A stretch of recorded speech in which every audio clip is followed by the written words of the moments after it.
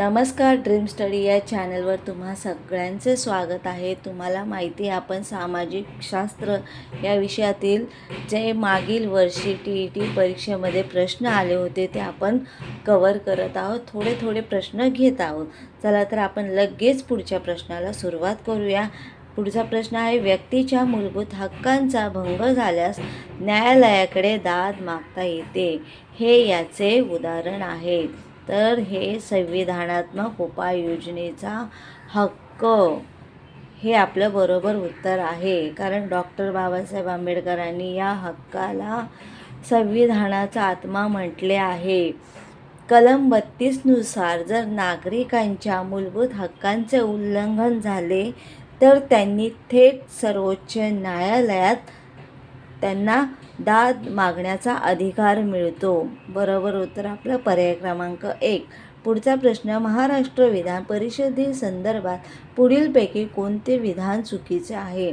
तर ह्या 4 पर्यायापैकी बरोबर उत्तर आहे पर्याय क्रमांक 4. अँग्लो इंडियन समाजास पुरेसे प्रतिनिधित्व नसल्यास त्या समाजाचा एक प्रतिनिधी राज्यपाल विधान परिषदेवर नेमतात. बघा, अँग्लो इंडियन प्रतिनिधीची नेमणूक पूर्वी विधानसभेवर केली जात असे, जी आता 104 घटना दुरुस्तीने रद्द करण्यात आली आहे. विधान परिषदेवर राज्यपाल कला, साहित्य, विज्ञान, समाजसेवा अशा क्षेत्रातील तज्ज्ञांची नियुक्ती करतात. मग बरोबर उत्तर आपलं हे आहे. पुढचा प्रश्न बघा, पुढील विधाने वाचा. आता इथे आपल्याला 3 विधाने दिले आहेत, ते आपण बघूया. 1914 ते 1918 या कालावधीत पहिले महायुद्ध झाले.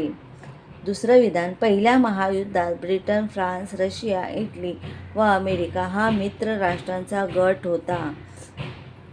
तिसरं विधान, पहिल्या महायुद्धात जर्मनी, ऑस्ट्रिया, हंगेरी, तुर्कस्तान व बल्गेरिया हा मध्यगत राष्ट्रांचा गट आहे. तर हे जे तीनही पर्याय आहेत ते बरोबर आहेत. म्हणून आपलं उत्तर जे आहे ते पर्याय क्रमांक 1. तिन्ही विधान काय आहेत? बरोबर आहेत. पुढचा प्रश्न बघा,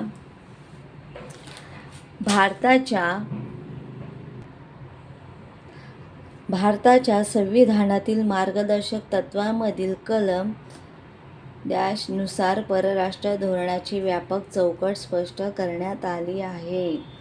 तर याचं बरोबर उत्तर आहे 51. पुढचा प्रश्न बघा, मॅकमोहन रेषा या 2 देशांमधील आंतरराष्ट्रीय सीमेशी संबंधित आहे. आपल्याला हे माहिती असलं पाहिजे. मॅकमोहन रेषा ही भारत व चीन या 2 देशांमधील आंतरराष्ट्रीय सीमेशी संबंधित आहे. पुढचा प्रश्न, भारतीय संविधानाच्या कलम 324 नुसार या स्वायत्त यंत्रणेची निर्मिती केली आहे. तर निवडणूक आयोग कोणत्या यंत्रणेची, स्वायत्त यंत्रणेची निर्मिती केली? तर पर्याय क्रमांक 2, निवडणूक आयोग.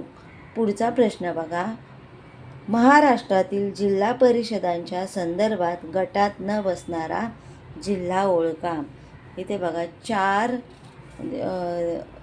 आपल्याला ऑप्शन दिलेले आहेत.